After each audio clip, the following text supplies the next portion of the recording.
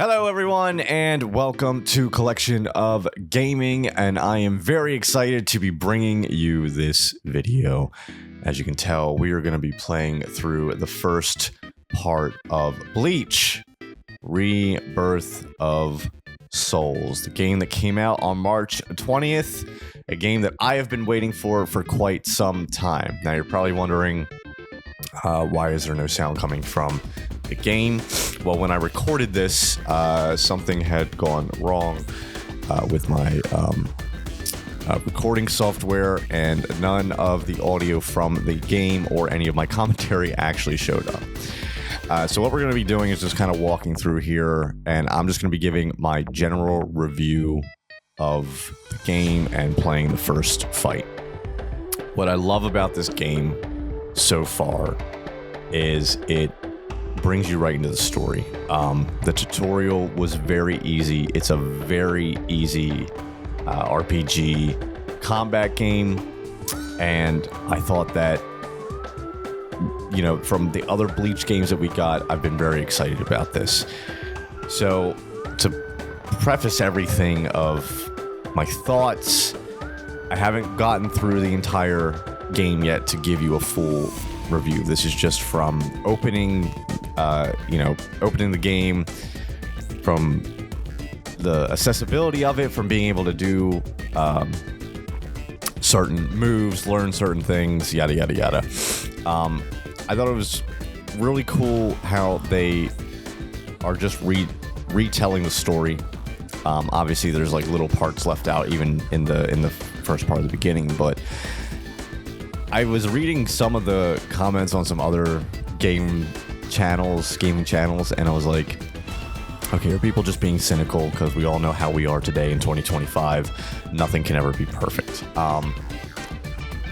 Graphics wise, look, was I expecting Dragon Ball Sparking Zero? No. What it does remind me of, and with Bandai, is Dragon Ball Xenoverse a little bit. Some of the cutscenes there, I know there was a lot of people complaining about the cutscenes, and hey, you know, I mean, there's only so much you can do about this. I think they really wanted a fighting engine game and put all the focus into that, which is 100% okay with me. I thought that was pretty cool to focus on. So we start off here, and they kind of just bring you through, and I'm just going through the story right now, kind of getting to some of the other things, but in the story, they bring you through, they kind of end up with the Aizen and Ichigo fight, which is, I think is cool to kind of preface if you aren't a BLEACH fan, or you've never seen BLEACH, you know, to kind of be, I love the little question marks on the name bar, and at first I thought, hey, is the game broken? Like, they're just not putting, like, it's not recognizing the name or anything like that. No, they don't tell you the names until the names are revealed to you throughout the game. So, I mean, if you are a BLEACH fan, obviously we know who all these people are. But if you're not, I think it's kind of cool because it gives you some Easter eggs along the way of like, man, who am I fighting here? But it basically takes you through the first scene of the anime and kind of through the manga as well. I think they tried to really stay true to the manga portion, while also implementing the anime portion in it as well. You know, even from this scene here with Ichigo beating up the three kids that were picking on the little ghost girl. So, I mean, it was, yeah, I mean, I want to say this because there's pros and cons to everything, right? I think that the initial story scenes are way too long, but I also understand if you're trying to tell the story of the manga, of the anime, all the way through. So it's kind of a catch-22 for me, because like I found myself wanting to just hit the skip button and go through, and that's another thing, you can skip through the conversations on the story, but you know, going through this, the story still has to play out. So if you're hitting the button to kind of skip and make the conversations go quicker, it will, but not as quick. So if you go to the start menu, it will just skip you through the entire scene, so you don't have to worry about going through the story. So I think overall it said like it takes you about 40 hours if you watch everything. When I go through this, I don't know if I'm going to be watching everything. I might skip through. We'll see. Depending if I want to record some other videos on this. Kind of upset that the audio didn't record, but hey, here we are. I wasn't going to re-record it because I wanted to get this out as quick as possible, just to get my thoughts on it. And this is more of just a review video anyway. I don't know how much I would have been able to do it. I know when I was recording myself playing the game, I was really just enjoying the experience, so I really wasn't talking as much either. But hey, you know, it is what it is. Look, I think the character models are beautiful. I think that, again, I think people are just upset about the cutscenes, but, you know, if you go back to the Bleach games that we've gotten in the past, I mean, nothing's ever looked like this. I think it looks absolutely beautiful. I think it's absolutely well done. Again, the cutscenes are a little corny. They're a little long. In fact, I don't even know when we're going to get to the first fight. Maybe I can timestamp this for you later when we say that, but when the fight happens. But yeah, so I feel like this was done very well. At least this first part. And again, I'm not even close to breaking into this game at all. You know, we recorded this part and I played a little bit after we were done recording this. But so one thing that I can say that I don't like is I think that when you're retelling the story, it's skipping over some parts. And I know they're trying to tell you like, hey, this person is this person. This is who this is supposed to be. You can see when they go over to Rukia, they're going to have the question marks in her name, which is fine because when we get to the later part, it's going to have like, hey, my name is Rukia. So I don't know. I got to tell you, it brought back a lot of nostalgic moments for me to like where I'm like, man, I really want to go back and just rewatch the anime over again, which, you know, hey, it's no One Piece, so I don't know. I'm not going to complain about a lot of anime watching, but man, the Bleach has been near and dear to my heart for quite some time. You know, I was always an anime fan, but I only got into like Dragon Ball when I was a kid, and you know, some others here and there. And it wasn't until later in life, and actually Ben was the one to introduce me to Bleach. You know, I've heard of Bleach. I thought it was just, you know, a crazy samurai anime, and man, did it takes a lot for a show to captivate me and pull me in, and that is exactly what this did to me. I mean, from the beginning story, you know, all the way through the redemption piece, the Soul Society arc, the Espada. We're not going to talk about the bounce. We can talk slightly about the Fullbringers. I don't think it was a pretty bad arc, but not as bad, I think, as people remember it. I think we were just really wanted the 1,000-year blood war. And, you know, it only took, 10 years later for us to get it. So, excited to be going through that. That's another thing I'm excited about. They already have DLC out. Part of the DLC is the 1,000-year blood war attire for certain characters. So my hope is after this is out for a little bit, we get a full DLC story of 1,000-year blood war. I think that's going to be absolutely insane. If that happens, I'm going to be really, really excited for that. But yeah, so again, it's kind of just going through the basic story here. And if you noticed how long have I been talking now, almost 10 minutes, you know, we haven't really gotten into any fighting. And hey, if you're like, I don't want to deal with any of this, I don't want to watch any of this, you can go straight to the fights, right? And the fighting mechanics are pretty cool. The tutorial was really easy, and the reason I like the fighting mechanics is because with Dragon Ball Z, Kakarot, and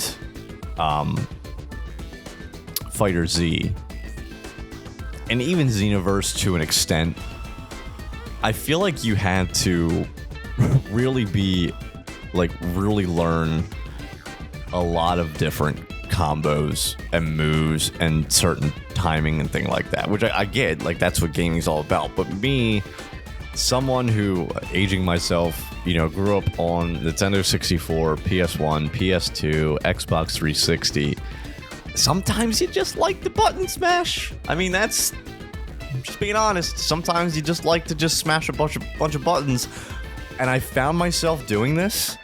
Not saying that the mechanics are easy, but they're a lot easier to get to. And I found myself being able to button smash and also know when to hit certain triggers to activate certain things. So I mean that was just really cool to be able to kind of go back to those mechanics. A lot of the cutscenes are like, at least for the fighting aspect of it, a lot of the cutscenes are very smooth. I wish there was a little more to the Bankais, just because we know how epic they are in the anime.